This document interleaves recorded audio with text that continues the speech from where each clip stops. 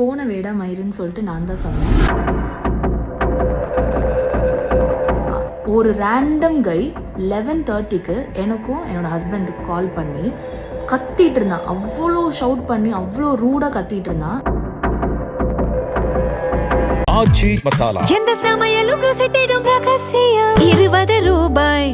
நான் வந்து நீங்கள் எதுக்காக இப்போ கால் பண்ணீங்க, எதுக்காக நீங்கள் ஷவுட் பண்ணிட்டு இருக்கீங்க இப்படி அப்படின்னு கேட்குறப்போ he said எங்களுக்கு காசு வேணும். ஃபோனை விட மயிருன்னு சொல்லிட்டு நான் தான் சொன்னேன். பட் இது நான் எதுக்காக சொன்னேன், இது எந்த எக்ஸ்ட்ரீம் போனக்கப்புறமா நான் இந்த வேர்டு யூஸ் பண்ணேன்னு சொல்லிட்டு அதுக்கு வந்து ஒரு கிளாரிட்டியே கொடுக்கல அனுகிரகா.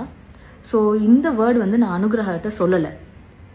ஒரு ரேண்டம் கை 11:30க்கு எனக்கும் என்னோட ஹஸ்பண்டுக்கு கால் பண்ணி கத்திட்டு இருந்தான். அவ்வளோ ஷவுட் பண்ணி அவ்வளோ ரூடாக கத்திட்டு இருந்தான். எங்களுக்கு என்னன்னே புரியல. ஒரு 2 மினிட்ஸ்க்கு அப்புறமா விஜய் வந்து ஃபோன் என்கிட்ட கொடுத்தாரு. Because Vijay doesn't know Malayali. அனுகிரகாவோட பாய் ஃப்ரெண்ட் வந்து ஒரு மலையாளி. ஸோ எனக்கு மலையாளம் தெரியும்னு சொல்லிட்டு I started talking with him. அதுவுமே நான் ரொம்ப பொறுமையாக ரொம்ப பேஷண்ட்டாக நான் வந்து ஹேண்டில் பண்ணிட்டு இருந்தேன் இந்த சுச்சுவேஷனை. நான் வந்து நீங்கள் எதுக்காக இப்போ கால் பண்ணீங்க, எதுக்காக நீங்கள் ஷவுட் பண்ணிட்டு இருக்கீங்க இப்படி அப்படின்னு கேட்குறப்போ he said எங்களுக்கு காசு வேணும். அப்போ நான் வந்து கேட்டேன், நாங்கள் ஏன் உங்களுக்கு காசு கொடுக்கணும், நாங்கள் ப்ரொடியூசர்லையே. ஸோ இப்போ என்னன்னா விஜய் வந்து ஒரு ஆர்டிஸ்ட், இந்த சீரீஸில் அவங்க ஒரு ஆர்டிஸ்ட், அவங்க வந்து ஒரு ஸ்கிரிப்ட் ரைட்டர். ஸோ பேசிக்லி காசு வந்து நாங்களோ ஸ்கிரிப்ட் ரைட்டரோ வந்து கொடுக்க போகிறதில்ல, ப்ரொடக்ஷன் ஹவுஸ்லேருந்து தான் காசு கொடுக்கணும். ஸோ எதனால அனுகிரகா வந்து இந்த மாதிரி ஒரு விஷயத்துக்கு வந்து அவங்க பாய் ஃப்ரெண்டை வச்சு பேசணும்.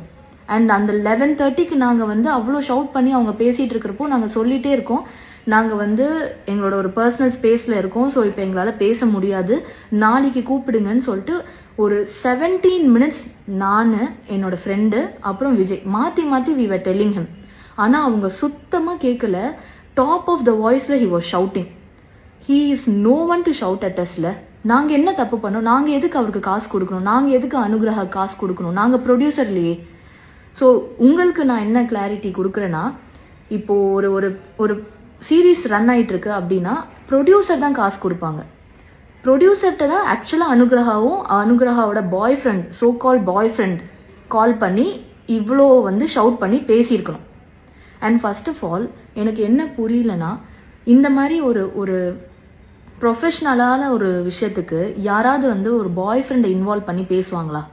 அதுவுமே இவ்வளோ அன்டைமுக்கு நாங்கள் இத்தனை முறை நாங்கள் சொல்லியும் அவர் ஃபோன் வைக்காம மாற்றி மாற்றி மாற்றி கத்திட்டே இருந்தாங்க. ஒரு எக்ஸ்டென்ட்டுக்கு அப்புறமா he started using abusive words. இந்த சோ கால் அனுகிரகா வந்து சொல்லிட்டு இருக்காங்க இவங்கள்ட்ட வந்து ப்ரூஃப் இருக்கு அதெல்லாம். அப்போ இதெல்லாமே வந்து எனக்கு தெரிஞ்சு ரொம்ப ப்ரீ பிளான்டா இருக்கிற மாதிரி தான் இருக்கு. ப்ரூஃப் வச்சு ஒருத்தவங்க இதுதான் பேச போறாங்க, அதனால நம்மள எந்த அளவுக்கு நம்ம அவங்கள ட்ரிகர் பண்ணி நம்ம வேர்ட்ஸ் வந்து நம்ம வாங்கலாம் அப்படின்னு பிளான் பண்ணி பண்ண மாதிரி தான் இருக்கு. பிகாஸ் எங்கள்கிட்ட ப்ரூஃப் இல்லை.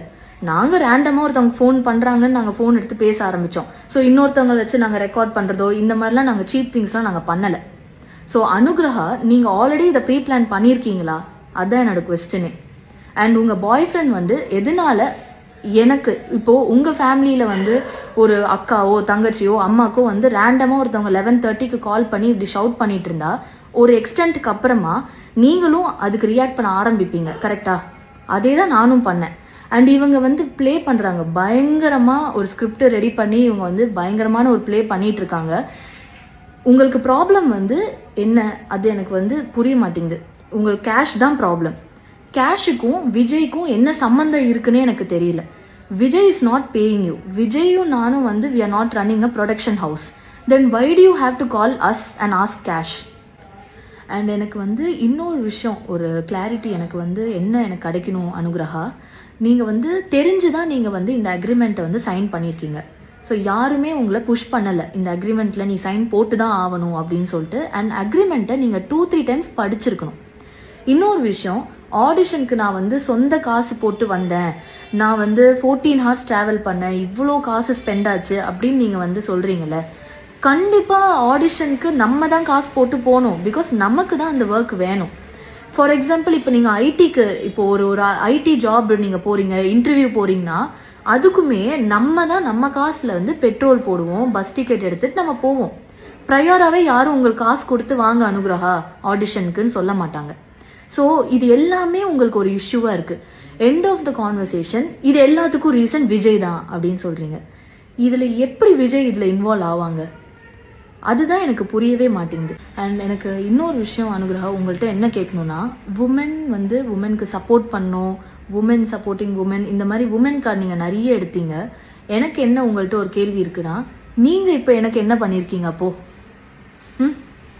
எனக்கு என்னோட லைஃப்பை பற்றி நீங்கள் எப்படி பேசலாம்? நான் விஜயை காசுக்காக கல்யாணம் பண்ணேன். How can you even talk about that? Even you are putting down a உமன்ல அப்போ அந்த இடத்துல. ஸோ நீங்கள் உமன் கார்டை தூக்கிட்டு வந்துடாதீங்க. எல்லாருமே just because someone is crying, just because someone is putting a video first doesn't mean they are right.